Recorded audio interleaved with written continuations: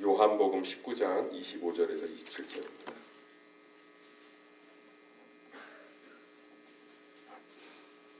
요한복음 19장 25절에서 27절입니다. 신약 181쪽에 있습니다. 요한복음 19장 25절에서 27절입니다. 찾으신 줄로 믿고 우리 번갈아 읽도록 하겠습니다. 예수의 십자가 곁에는 그 어머니와 이모 글로바의 아내 마리아와 막달라 마리아가 섰는지라.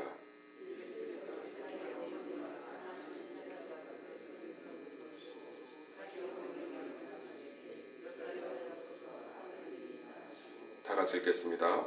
또 그 제자에게 이르시되 보라 내 어머니라 하신대 그때부터 그 제자가 자기 집에 모시니라. 아멘. 여자여 보소서 아들이니이다 보라 내 어머니라 라는 제목을 가지고 오늘 말씀을 좀 살펴보겠습니다. 한번 예수님의 세 번째 십자가에서 하신 말씀 한번 따라해 볼까요? 여자여 보소서 아들이니이다 보라 내 어머니라. 예수님 공생의 사역을 시작하시고 나서는 마리아를 여자여라고 표현했죠. 극존칭입니다. 그래도 동양적인 정서 안에서 또 유교적인 사회 안에서 우리는 이해할 수 없죠. 그런데 이해할 수 있습니다. 왜냐하면 예수님은 공생의 사역을 시작하시고 나선 메시아로 활동하셨기 때문에 더 이상 마리아가 어머니가 될 수 없었겠죠. 그리고 마리아도 그걸 잘 알고 있었어요. 왜 기분 나빠하지 않았냐면 마리아 어머니가 알죠. 이게 부부관계를 통해서 임신한 아이가 아니라 성령으로 잉태됐기 때문에 이 마리아에게 예수님은 상당히 독특한 대상이었을 거예요. 왜냐하면 자기가 분명히 알잖아요. 어떤 부부관계를 통해서 정상적으로 임신한 게 아니라 갑자기 성령에 의해서 임신을 했기 때문에 이 내가 품고 있는 이 아이, 내가 젖을 물리고 키웠던 이 아이가 어떠한 존재인지를 너무 잘 알고 있기 때문에 마리아도 예수님의 곁에서 했던 행동들이라든지 또 예수님이 마리아를 대했던 것들을 보면 단순히 아들과 어머니와 아들 간의 관계가 아니라 모자 관계가 아니라 메시아와 자신의 백성의 관계로서 잘 정립을 하고 있었던 것 같아요. 그런데 오늘 독특한 표현이 나오죠. 여자여 보소서 아들이니이다. 이것이 우리한테는 항상 익숙한 가상칠언이지만 조금 들여다보면 예수님이 독특한 표현을 썼다는 것을 알 수 있어요. 이게 문맥이 맞으려면 십자가에서 뭐라고 하셔야 되죠? 어머니하고 눈이 마주친 거죠. 어머니여 보소서 아들이니이다. 이래야 좀 문맥이 맞고 감동적이지 않아요? 아들이 이 십자가의 그 처참한 광경 가운데 죽고 있잖아요. 그런데 그 수치형, 가족들도 안 와요. 수치형이라서. 그런데 어머니는 그 곁에 있는 거죠. 그런데 그러면 예수님 뭐라고 하셔야 돼요? 어머니여 보소서 아들이니이다. 이래야 되거든요. 근데 예수님 철저하게 얘기하셨어요. 여자여 보소서 아들이니이다. 이것은 예수님 무슨 얘기를 하신 거냐면 마리아를 자신의 백성, 자신의 자녀, 피조물로 보셨지만 한 어머니의 고통에 대해서는 철저하게 이해하신 거예요. 그러니까 우리가 제가 참 이 구절을 묵상하면서 은혜가 됐던 게 뭐냐면 예수님이 우리에 대한 이해가 내가 내 자신을 이해하는 것보다 훨씬 더 깊다는 거예요. 왜 그렇게 현대인들이 불안해하고 힘들어하고 제가 세수만교회 성도님들한테 정말 부탁하고 싶은 게 있어요. 내 탓 좀 그만하세요. 제가 치료사기 때문에 상담사기 때문에 하는 말이 아니고요. 예수님이 내 탓을 안 하는데 왜 스스로가 내 탓을 하고 있어요? 자녀가 사업 실패하고 대학교 입시 실패해서 자기 방에서 나오지도 않고 계속 자기 탓만 하고 있으면 그거 보는 부모 마음이 좀 어떠세요? 얼른 털어버리고 다시 부모님 손 잡고 새 출발하는 게 더 부모님들이 원하는 거 아니에요? 제발 그만 좀 탓하세요. 제가 기도를 안 해서요. 제가 뭐를 안 해서요. 믿음이 부족해서요. 그럼 십자가에 뭐하러 달리셨을까요? 선지자 보내서 계속 혼내면 되지. 강단에서 니네 왜 기도 안 하니? 니네 왜 예배 빠지니? 니네 왜 그 모양으로 사니? 아무 말 안 하셨다고 그랬잖아요. 그리고 올라가셨잖아요. 저는 어제 이거 구절 보고 엄청 제가 눈물이 많기도 하지만 많이 울었어요. 너무 행복했어요. 보세요. 한 여자의 그래도 자기 젖을 물려서 키웠잖아요. 마리아에게 예수님이 특별한 존재라는 걸 알고 있었지만 그래도 자기가 다 키웠던 아들이 죽어가는데 그걸 예수님 십자가상에서 깊게 이해하고 있잖아요. 여자여 보소서 아들이니이다. 당신의 아들입니다. 그러면서 그 마음을 위로하고 있고 붙들어주고 있잖아요. 성경에 더 독특한 장면이 뭔지 아십니까? 베드로의 장모를 고치신 사건이에요. 하나님께서 병을 고치실 때 대부분 불치병을 고치셨습니다. 문둥병, 맹인, 안진뱅이, 벙어리. 현대의학으로도 지금도 못 고치죠. 그런 것들만 고치셨어요. 한번 성경 전체를 통해서 한번 갖고 와보세요. 그런데 열병, 베드로의 장모가 걸렸던 병은 열병이에요. 정확하게 원어로 보면 감기 몸살입니다. 감기 몸살은 쉬면 나아요. 그런데 예수님 감기 몸살을 고쳐주러 들어가요.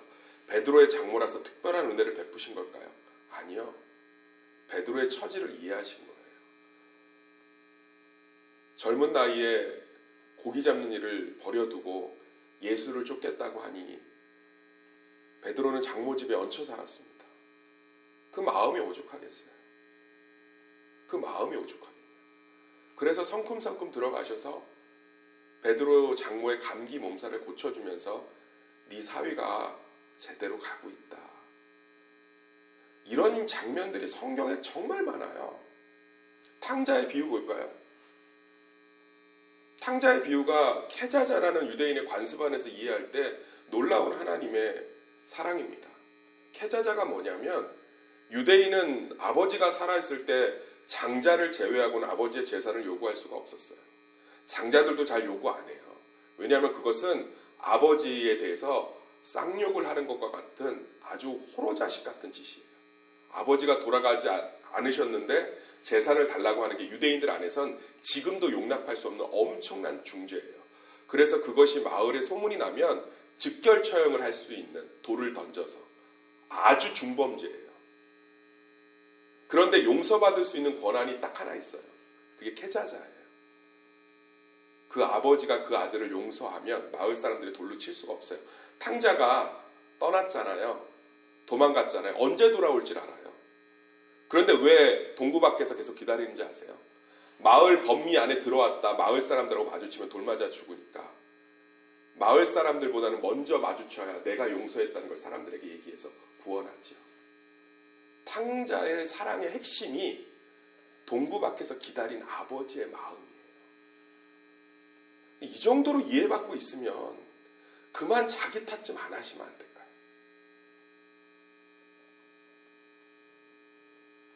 이 정도로 이해받고 있으면 창조주에게 죽기 바쁜데 땀방울이 핏방울이 변할 정도로 이제 그 죄를 다 짊어지시고 해결하셔야 되는데 여자여 보소서 아들이니이다 라고 하면서 한 어머니의 마음을 어루만질 정도의 이해력이라면 그 마음이라면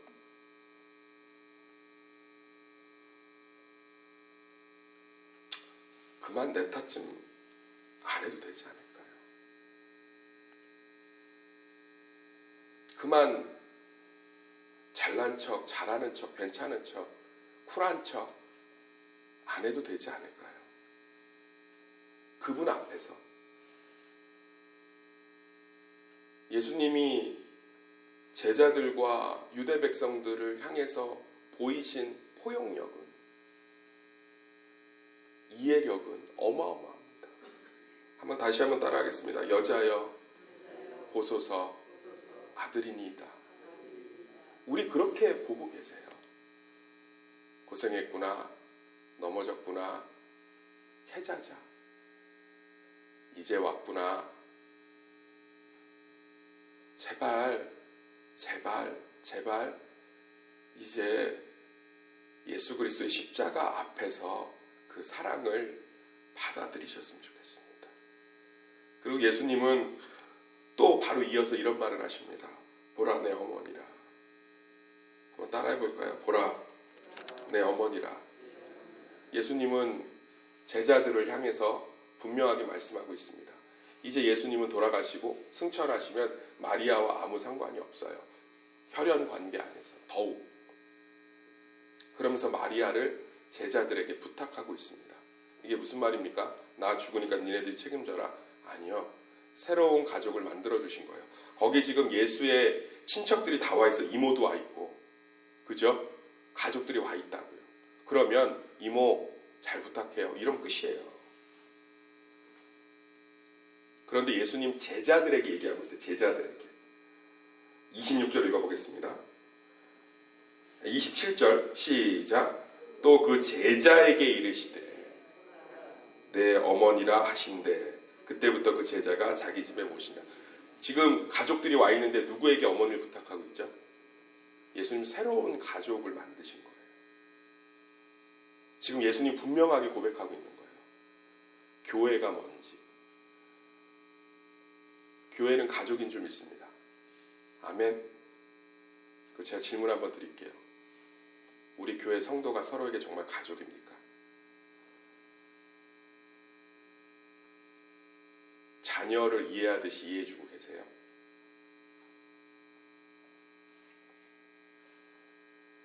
남편과 부인을 이해하듯이 이해하고 있습니까? 예수님이 이 땅에 오셔서 새로운 조직을 만드신 적이 없어요. 교회는 가정의 완전한 회복인 줄 믿습니다. 가정도 에클레시아고 교회도 에클레시아예요. 구약과 신약 다 교회와 가정에 대한 단어가 동일해요. 예수님은 이 땅에 오셔서 교회 조직을 만들지 않았어요. 교회 가족을 만드셨지. 우리에게 서로는 가족이 되어주고 있습니까? 예수님 명확하게 깨뜨리신 거예요. 이모, 엄마 좀 잘 부탁해요. 아니요. 제자들에게 말씀하고 있어요. 너희가 가족이 되어주려.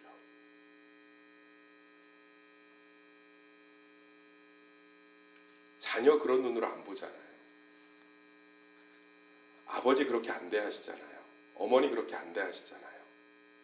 지지고 볶고 싸워도 가족은 그 안에서 다 이해하고 품고 풀어주잖아요. 여기 있는 분들이 예수님이 십자가에서 하신 새로운 질서에 함께 동참하셨으면 좋겠습니다.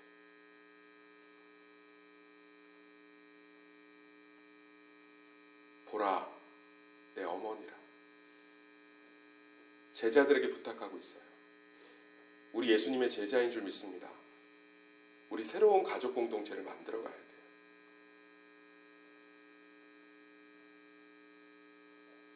가족 공동체가 행복한가요? 남편하고 안 싸우세요? 자식 때문에 속 안 썩습니까? 그런데 결국은 해결되는 점이 어디 있는지 아세요? 그래도 내 남편인데, 그래도 애들 아빠인데, 결국 그거 아니겠어요? 우리도 마찬가지죠. 그 눈으로 서로를 바라봐야 돼요. 예수님이 새로운 조직을 주지 않으셨다고. 그런데 우리는 사회에서 인식한 조직을 교회로 다 끌고 들어와서 끊임없는 새로운 조직을 만들고 싶어요. 내 위신, 내 자존심, 내 체면,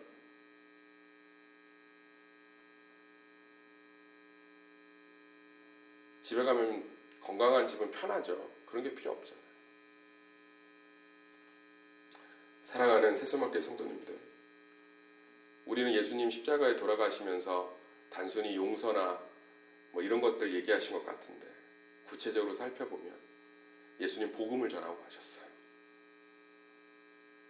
깊게 우리의 아픔을 이해하셨고, 조건이 없어요. 그냥 이해하셨어요. 그냥 자신의 근원으로 자꾸 받아들이세요. 아무 조건 없이 이해하셨어요. 보라 내 어머니라. 보소서 아들이니이다. 그리고 새로운 가족의 질서를 주셨어요. 네 어머니다. 우리 새로운 가족의 질서를 우리 가운데 세워가길 소망합니다. 왜 가족끼리 아웅다웅 하겠어요? 에너지가 없잖아요. 엮이는 가족이 참 많죠. 섬기는 가족은 뭐죠? 가족이 밖에서 힘든 일을 그 안에서 충전시켜 주는 거고, 엮이는 가족은 차라리 받기 편한 거고. 그런데 교회가 온전한 가정의 모습을 회복해 가면 이 안에서 충만하고 채워진 가정의 애정과 사랑들이 연약한 내 가정으로 흘러들어가서 그 가정이 살고, 그 가정이 사니까 복음이 전해지고, 이 선구조가 회복되는 거 아니겠어요? 사랑하는 세수만교회 성도님들, 오늘 예수님의 십자가상의 말로 두 가지를 고난주간에 묵상하셨으면 좋겠습니다. 내 탓 좀 그만하세요. 부탁드리겠습니다. 내 탓 좀 그만하세요. 예수님의 깊은 은혜와 사랑 가운데 들어가시기를 소망합니다.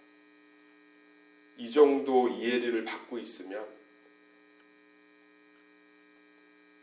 재수 실패해서 삼수해야 되는데 부모가 괜찮다, 괜찮아, 대학이 인생의 전부 아니야, 엄마는 우리 아들이 거기 간다고 해서 아들이고 아니고가 아니야, 힘내, 그리고 밥 안 먹고 닭이 탓하고 계속 내가 뭘 잘못했나, 내가 뭘 못했나, 나 때문에 그리고 방 안 나오고. 예수님 얘기하시잖아요. 어머니 여자 보소서 아들입니다. 그리고 우리가 서로에게 가족이 되어주시길 간절히 소망합니다.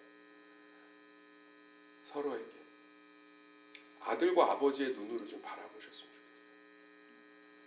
내가 내 자녀를 바라보는 눈으로 바라보시면 그게 자존심 부릴 일이 아니에요.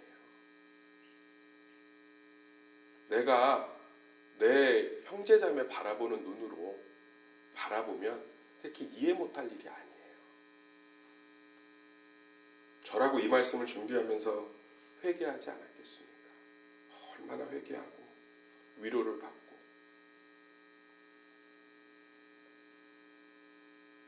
사랑하는 세수박